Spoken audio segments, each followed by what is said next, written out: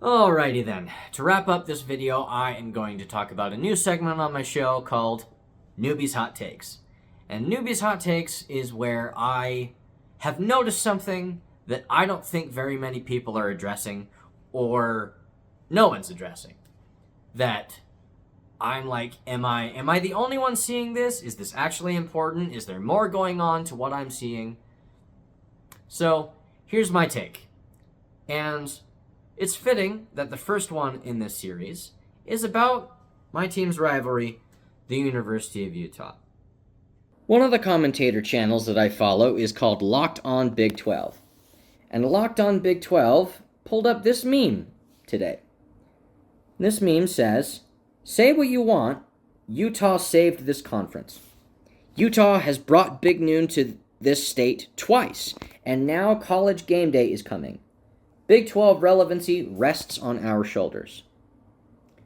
Now, this is clearly ridiculous, as is verified by the 109 likes to 157 comments. So ratio pretty strong, but the top comment on this post was, "I want to like Utah, but their fans are generally the least aware group of people I've ever encountered." And the comment to this post got 360 likes. 3 times as many as the poster. And then there's the other comment down below. "I expect other fan bases to be dumb and stuff, but I usually expect you guys to be smart. I will stop holding these expectations." A few stats that I'd like to point out. Starting with, each of these 3 games that Utah brought big media people to, Utah's opponent was ranked higher than them. Texas Tech was ranked higher than Utah when Texas beat Utah at home. BYU was ranked higher than Utah when Utah failed to defeat them at BYU. Coming into Utah again, the Bearcats are ranked higher than Utah. Now, I do think Utah's going to win that game. I'll give you my prediction to that later this week. But each of these games, Utah's opponent was ranked higher than them.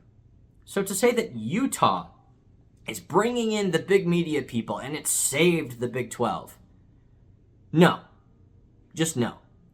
It is incredibly disrespectful to your opponent and to the rest of the conference. But hey, your athletic director did enough of that last year. Last snide remark about that this week. So, Utah was not the only contributing factor to big media days coming in. This week, what other game would be covered? Vanderbilt at Texas? Oklahoma at Tennessee? Now, those are big games, don't get me wrong. Cincinnati, undefeated in the Big 12, coming into Utah to keep that streak alive and possibly go to the Big 12 championship game when they were the first group of 5 team to go to the playoffs and now are at the top of a Power 4 conference, seems a bigger story to me. And it's not about Utah. It's about the Bearcats. Utah plays a role in this. Utah played a role in each of these games. Utah isn't the reason the big media are coming. Big media don't come to games where only one team is good. Big media come to games that they expect to be good games. And that means that both teams are going to be good teams. Another thing that I'd like to point out is that Utah has 2 home wins against Big 12 teams total. They've been in the conference for a year and a half, and they have 2 home wins total. You want to know how fast it took BYU to get 2 home wins? 2 games. And you want to know who it was against? One of them was Texas Tech, ironically enough.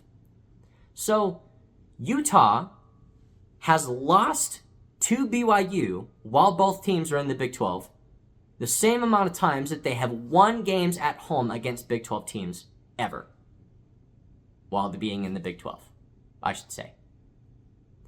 And Utah's win streak BYU's win streak against Utah is 3.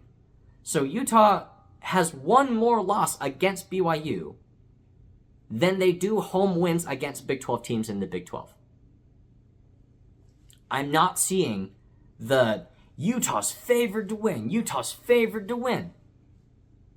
Now here's another thing that should be pointed out. The University of Utah in 2008 went 13-0. This is possibly the best season they've ever had, and this was robbery. They should have been able to go to the national championship game. I even think so as a BYU fan. They were undefeated. There was only one other undefeated team. The 2 undefeated teams should have hashed it out for the national championship game, leaving the last undefeated team in the country. That's not what happened. They should have gone to the national championship game. But the Utes, every single season since then, have posted no fewer than 3 losses. 3 losses or more every single season since that fateful undefeated season. That is, of course, every year except 2020, when they only played 5 games total anyways. And since then, the pattern has continued until last season. Last thing that I want to point out for my Utah fans. While Utah has been in the same conference as BYU, Kyle Whittingham's record is 3-5. So all of those wins that Utah fans had lorded over BYU fans for years, most of those were from when you were in the Pac-12, a Power 5 conference. BYU was independent, and you had a significantly larger amount of recruiting power, a larger amount of assets, and all that kinds of stuff. Now, BYU had ESPN media coverage and all that stuff, and BYU has a very national brand. That is true. They weren't part of a Power 5 conference. Utah was.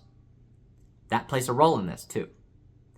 While Utah and BYU have been on equal footing, Kyle has a losing record against BYU.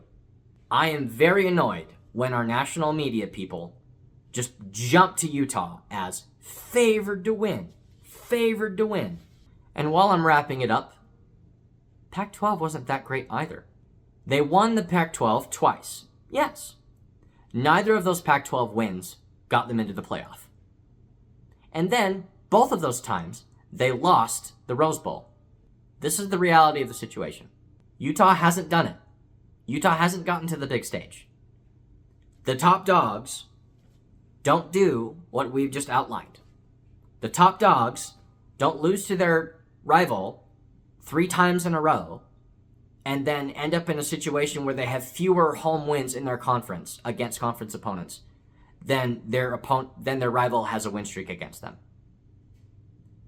Those are my hot takes. This has been Newbie's Hot Takes, and this has been Newbie Sports.